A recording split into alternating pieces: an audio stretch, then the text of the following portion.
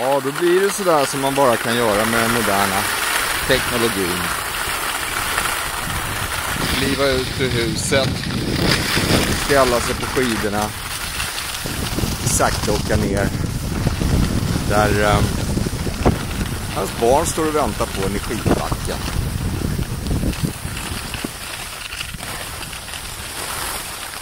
Så har man ju hyrskidor då, så det är inte så mycket om man åker på gruset.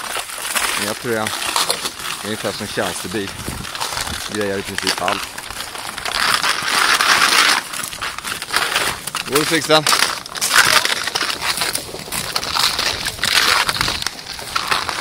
Där är Hampus med sina Campbell Soup. Greder.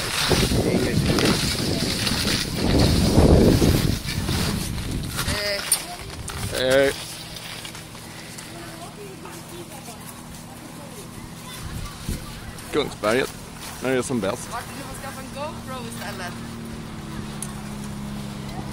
Jag vet inte vad jag har med mig.